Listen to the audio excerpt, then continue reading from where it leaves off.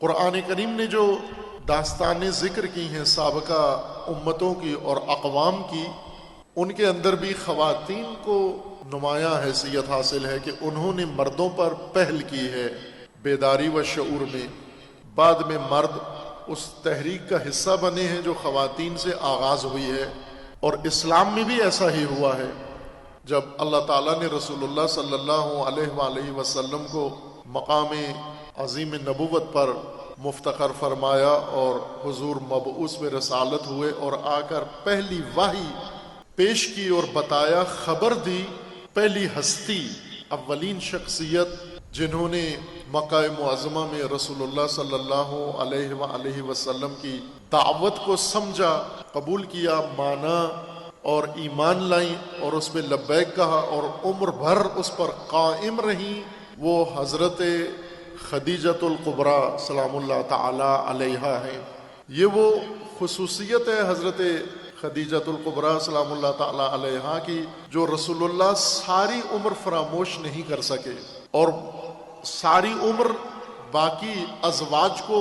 رسول اللہ کی ازواج متعدد تھیں، ان سب کو حضرت خدیجہ کا یہ وصف دہراتے، ذکر فرماتے، اور اسی طرح امت اسلامیہ کو بھی بتایا کہ حضرت خدیجۃ الکبریٰ کا کمال و ہنر کیا تھا۔ ہمارے لیے جو بڑی خوبی حضرت خدیجہ کی بتائی گئی ہے وہ حضرت خدیجہ کی دولت و ثروت ہے۔ عموماً اہل پاکستان، اہل ہندوستان حضرت خدیجہ کی دولت و ثروت کی حد تک جانتے ہیں کہ ان کے پاس وہ بڑی مالدار خاتون تھیں، ثروت مند خاتون تھیں، اور سارا پیسہ انہوں نے اسلام کے لیے خرچ کر دیا، رسول اللہ پر خرچ کر دیا۔ لیکن رسول اللہ کو حضرت خدیجہ کی دولت و ثروت سے زیادہ حضرت خدیجہ کی بصیرت و حضرت خدیجہ کی معرفت اور آگہی و شعور پسند تھا، اور حضرت خدیجہ کے پاس دولت سے زیادہ شعور تھا، ثروت سے زیادہ بصیرت تھی، دولت سے زیادہ اصل دولت خدیجہ بصیرت حضرت خدیجہ تھی، دولت ثروت حضرت خدیجہ شعور حضرت خدیجہ تھا۔ اور یہ بی بی اپنی زندگی میں ساری ثروت انفاق کر گئی، اپنی زندگی میں اپنے ہاتھ سے اتنا کچھ خرچ کر دیا کہ آخری عمر میں جب وفات ہوئی حضرت خدیجۃ الکبریٰ کی، تو حضرت خدیجہ کے پاس خود اپنا پیٹ بھرنے کے لیے بھی کوئی کوڑی باقی نہیں بچی تھی۔ شیب ابی طالب میں اگر کھجور مل گئی تو اس سے اپنا احساس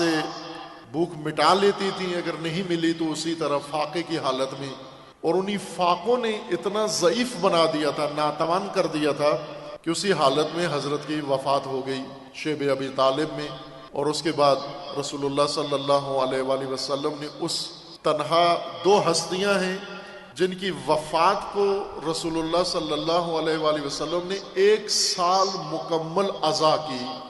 عام الحزن قرار دیا رسول اللہ نے کہ یہ عزا کا دن ہے، دین کی عزا کا سال ہے، دن نہیں سال ہے، یہ عزا کا سال ہے، یہ مومنین کی عزا کا سال ہے، اسلام کی عزا کا سال ہے۔ 2 ستون، 2 رکن دین کے وہ گرے، ایک حضرت خدیجۃ الکبریٰ اور دوسری ہستی حضرت ابو طالب علیہ الصلوۃ والسلام تھے، جن کے معاونت سے، جن کی تعاون سے، جن کے ساتھ دینے سے شجرہ اسلام مکہ کے اندر قائم ہوا اور پھیلا اور پھلا اور بڑھا۔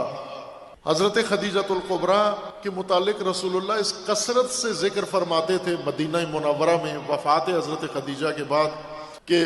رسول اللہ کی ازواج میں سے ام المومنین حضرت عائشہ یہ خود اس حدیث کی راوی بھی ہیں کہ رسول اللہ اتنی کثرت سے حضرت خدیجہ کا ذکر فرماتے تھے، حضرت عائشہ فرماتی ہیں کہ مجھے برا لگتا تھا، اچھا نہیں لگتا تھا،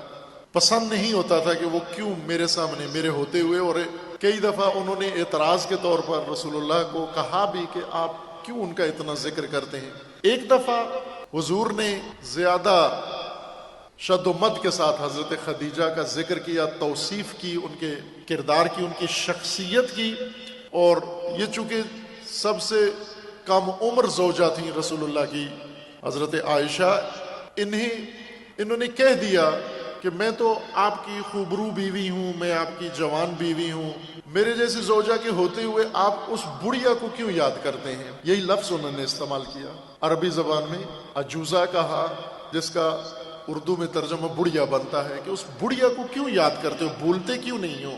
رسول اللہ کو بہت ناگوار گزرا، یہ خود ہی روایت بھی کر رہی ہیں کہ میری اس بات پر رسول اللہ کو بہت ناگوار گزری یہ بات۔ غضب میں آئے اور فرمایا کہ تمہیں کیا معلوم خدیجہ کیا تھی؟ اور اس کے بعد رسول اللہ نے 3 چیزیں بیان کی کہ مجھے خدیجہ آج بھی رحلت کے بعد کیوں پسند ہے، اور خدیجہ جیسی کوئی میری زوجہ نہیں ہے، کوئی اور خاتون نہیں ہے۔ وہ 3 خصوصیات کیا تھیں؟ کہ جب میں نے حق کی دعوت دی اور کوئی سمجھ نہیں رہا تھا تو سب سے پہلے خدیجہ کو ادراک ہوا دین خدا کی تشخیص کا، دین خدا کی پہچان کا، اللہ کے دین کی معرفت زمین پر سب سے پہلے حضرت خدیجہ کو حاصل ہوئی، پہل کی۔ ادھر سے رسول اللہ نے اظہار فرمایا کہ میں مبعوث برسالت ہوں، اور ادھر سے انہوں نے آمنتو کہا، میں مومن ہوں، میں ایمان لے آئی آپ کی دعوت پر۔ دیر نہیں لگائی، وقفہ نہیں کیا، یہ نہیں کہا کہ مجھے تھوڑا سوچنے کا موقع دیں، میں غور کر لوں، میں مشورہ کر لوں، میں پوچھ لوں کسی سے، فوراً تصدیق کر دی۔ اور رسول اللہ نے فرمایا کہ یہ عظیم بصیرت و شعور تھا، مجھے اس وجہ سے خدیجہ عزیز ہیں۔ اور فرمایا جب میں نے دعوت شروع کی اور سب نے مخالفت کی اور میرا ساتھ دینے والا کوئی بھی نہیں تھا، اور مجھ پر مصائب ٹوٹتے تھے، ستم ہوتے تھے، لوگ سنگباری کرتے تھے، پتھراؤ کرتے تھے، اپنے عزیز اقارب بھی ساتھ چھوڑ گئے تھے، اس وقت فقط حضرت خدیجہ تھی جنہوں نے میرا ساتھ دیا۔ اور تیسری چیز کہ جو کچھ خدیجہ کے پاس تھا وہ سارا دین کی راہ میں خرچ کیا، نہ اپنی ذات پر خرچ کیا یا اپنے گھر پر خرچ کیا، وہ سارا دین کی راہ میں خرچ کر دیا۔ اور یہ پہلی خاتون تھی، بلکہ آپ یوں کہیں کہ امت اسلامیہ کی تشکیل کی پہلی کارکن تھی، پہلی ممبر تھی، پہلی رکن نہضت رسول اللہ کی پہلی رکن حضرت خدیجہ بنی۔ بعد میں مردوں کو توفیق حاصل ہوئی، مرد سوچ سوچ کے آئے، دیکھ دیکھ کے آئے، پرکھ کے آئے،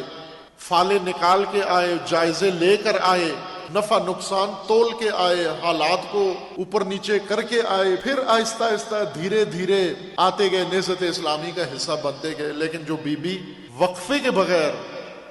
کسی وقت ضائع کیے بغیر آغوش دین میں آئی اور اللہ کی راہ پر آئی، وہ ایک خاتون تھی۔ رسول اللہ صلی اللہ علیہ وآلہ وسلم نے حضرت خدیجہ کی جو سب سے نمایاں خصوصیت خواتین کے سامنے بیان کی، اپنی گھریلو خواتین کے سامنے، یعنی ازواج مطہرات کے سامنے، رسول اللہ کی ازواج کے سامنے رسول اللہ نے خود پیش کی جو خوبی، وہ یہ تھی کہ تم سب میری منکوہ ہو، تم ایسے دور میں میرے حلقہ نکاح میں آئی ہو جب میرے نکاح میں آنا تمہارے لیے اعزاز تھا، فخر تھا، تمہارے خاندانوں کے لیے فخر تھا، تمہاری دنیا اور آخرت کے لیے فخر تھا، تم تو فائدہ دیکھ کر میرے ساتھ آئی ہو۔ لیکن زہرا خدیجہ جب میرے ساتھ آئیں تو اس وقت میں مشکل میں تھا، میں تنہا تھا، وہ میرے وسائل سے فائدہ اٹھانے نہیں آئیں بلکہ دین خدا کا سہارا بن کر آئیں، میری رسالت کا ایک اہم رکن بن کر آئیں۔ میں جو چیز رسول اللہ نے ان خواتین کے سامنے رکھی وہ حضرت خدیجہ کی بصیرت، آگاہی و شعور تھا، اور یہ تاریخی حقیقت ہے کہ نہضت اسلام میں پہلا قدم ایک خاتون نے اٹھایا۔ امیر المومنین بھی تھے۔ امیر المومنین چونکہ جیسا عموماً کہا بھی جاتا ہے، بعض علماء، بعض فرق اسلامی انہوں نے لکھا بھی ہے اور حقیقت بھی ہے کہ امیر المومنین کم سن تھے۔ سب سے زیادہ عمر جو امیر المومنین کی ذکر کی گئی یہ 12 سال کی تھی، یعنی ابھی بلوغ کی عمر کو نہیں پہنچے تھے۔ امیر المومنین بھی تھے، لیکن بالغ افراد میں یا ان ہستیوں میں، خواتین و مرد میں سب سے پہلے حضرت خدیجہ نے تصدیق کی، تائید کی، قبول کیا، اور پھر بھرپور ساتھ بھی دیا، بھرپور نہضت رسالت میں، بعثت میں ساتھ دیا۔ اسلام کا آغاز رسول اللہ صلی اللہ علیہ وآلہ وسلم سے ہوا ہے، لیکن پہلی کارکن خدیجہ بنی ہے، پہلی ممبر خدیجہ بنی ہے، نہضت کو شروع کرنے والی کوآرڈینیٹر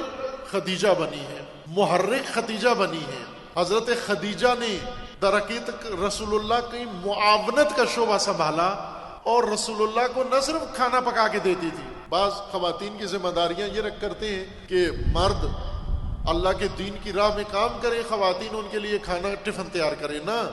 خواتین ایک تو گھر والا شعبہ بھی سنبھالتی ہیں، دوسرا اس نہضت کے اندر کردار ادا کیا، بصیرت و شعور کا ثبوت دیا، اور اس بصیرت سے نہضت اسلام کو تقویت کی، اور نہضت اسلام